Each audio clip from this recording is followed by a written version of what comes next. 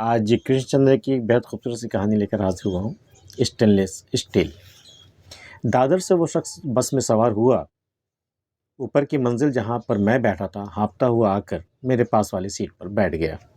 इसके आने से पहले बराबर की सीट पर एक लड़की बैठी थी जिसने कोलाबा का टिकट लिया था। ईमान की बात यह है कि वो इस कदर हसीन थी कि उसे देखकर कायदे से मुझे भी कोलाबा का टिकट लेना चाहिए था। मगर इस ज़िंदगी की चलती हुई बस को क्या कहिए, जिसमें यूँ तो हर मुसाफिर साथी है, लेकिन जहाँ हर शख्स की मंजिल अलग अलग है। हालांकि उस लड़की ने कोलाबे का टिकट लिया था। बस कंडक्टर ने झुककर बड़ी खंदा पेशानी से उसे टिकट दिया था, लेकिन मेरी तरफ मुड़ते ही उसकी मुस्कुराहट काई की तरह फट गई थी।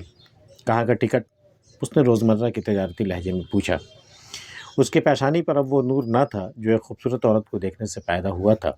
बस कंडक्टर ने अच्छा ही किया कि जो वो निगाह उसने मुझ पर ज़ाया नहीं की। हालांकि मुझसे पहले उसकी निगाहों का शर्मीला लहजा बड़े महज़्ज़ब तरीक़े से बयान कर रहा था कि ए खूबसूरत लड़की, अफसोस कि ये बस सिर्फ़ कोलाबा तक ही जाती है। अगर ये तेरे घर तक जाती तो मैं वहीं का टिकट देता। बहरहाल वो आदमी जो दादर में मेरे पास आकर बैठा, उसके भारी भरकम जिस्म की ओट में वो लड़की आ गई और इसके बाद मैं उसे नहीं देख सका। मगर उस आदमी ने मुझे ज़्यादा सोचने का मौका नहीं दिया। चंद लम्हों के लिए उसने इधर उधर निगाह दौड़ाई, फिर मेरी तरफ इस तरह देखा जैसे कोई तीसरी मंजिल से नीचे कीड़े को देख रहा हो। मैंने चौंक कर अपनी कमज़ोर और मुनहनी सी गर्दन के गिर्द लिपटे हुए कॉलर और बोसीदा टाई को ठीक किया। दरअसल मैं इस किस्म की निगाह से बहुत बिदकता हूँ। मैं ग्रांट रोड के एक प्राइवेट स्कूल में टीचर हूँ। अखलाकन मेरा शुमार इंसानों में होता है। कंडक्टर ने उससे पूछा, कहाँ? बॉम्बे सेंट्रल। 2.5 रुपये। सेठ ने अपना बड़ा बटुआ खोला, फराख और कुशादा बटुआ। इस बटुए से छोटा तो मेरा घर था जिसमें मैं बीवी और 5 बच्चों के साथ रहता था। मैंने हसरत से उस बटुए की तरफ देखा। कितना बड़ा बटुआ था, कितने ही तो इसमें कमरे थे। 1000 का कमरा 1000 के नोटों से भरा हुआ, एक कमरा 100 रुपये के नोटों के लिए था और एक कमरा 10, 5, 2 और 1 रुपये का था। एक कमरे में रेज़गारी थी। बटुआ महल की तरह खूबसूरत था। मैं तो उसकी तरफ देखता ही रह गया, जैसे मैं उस हसीन लड़की की तरफ देखता रह गया था। जितने रुपए मैंने 30 सालों में नहीं कमाए थे, उससे ज़्यादा रकम ये सेठ इस वक्त अपने बटुए में दबाए फिरता है। गोया मेरी पूरी ज़िंदगी इसके बटुए में थी। बटुआ अंदर की जेब में रखकर उस आदमी ने फिर चौकन्ना होकर मेरी तरफ देखा। वक्त क्या हुआ है? मैंने कलाई देखकर अफसोस जाहिर किया। मेरे पास घड़ी नहीं थी। क्या काम करते हो? ग्रांट रोड पर एक प्राइवेट स्कूल में टीचर हूँ। टीचर होकर घड़ी नहीं रखते?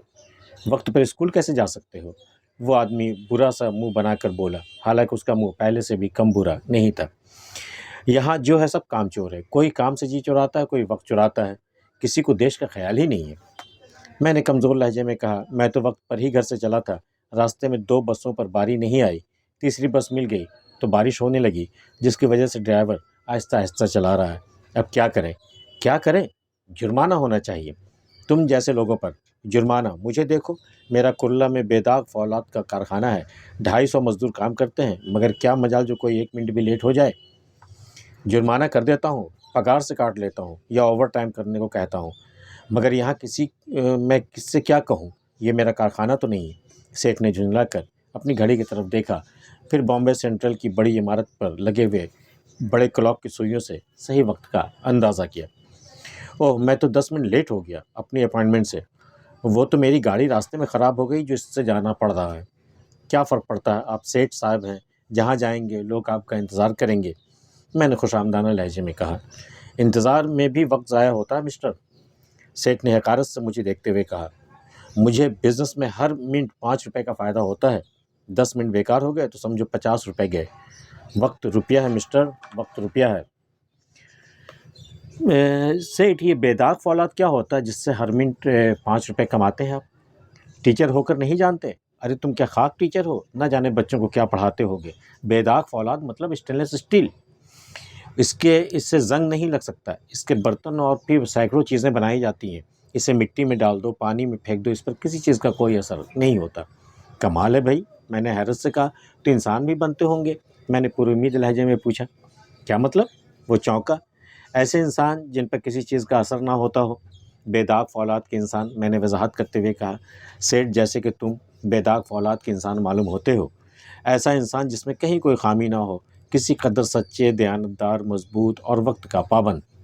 وہ میری تعریف سن کر بہت خوش ہوا۔ اتنے میں گرانٹ روڈ آ گیا اور میں وہاں اترنے لگا، وہ بھی میرے ساتھ نیچے اتر آیا۔ ایک مجھے کچھ خیال آیا تو میں نے پلٹ کر اس سے پوچھا، سیٹھ جی آپ مجھ سے باتیں کرتے ہوئے غلطی سے یہاں گرانٹ روڈ چلے آئے، حالانکہ آپ کو پچھلے اڈے بامبے سینٹرل میں ہی اترنا تھا۔ وہ ہنس کر بولا، نہیں دراصل مجھے گرانٹ روڈ ہی اترنا تھا، میں ہر روز یہیں اترتا ہوں، میں ٹکٹ بامبے سینٹرل کا لیتا ہوں اور یہاں گرانٹ روڈ پر اترتا ہوں، ہر روز کچھ نہ کچھ پیسے تو بچ ہی جاتے ہیں، یہاں کون دیکھتا ہے۔ اتنا کہہ کر اس نے میری طرف دیکھ کر آنکھ ماری اور پھر کہیں گم ہو گیا۔ کرشن چندر کی یہ کہانی آپ کو کیسی لگی ہمیں بتائیے گا، اور اگر آپ نے ہمارا چینل اب تک سبسکرائب نہیں کیا ہے کر لیجیے گا۔ ملتے ہیں پھر کسی اگلی ویڈیو میں، تب تک کے لیے اللہ حافظ۔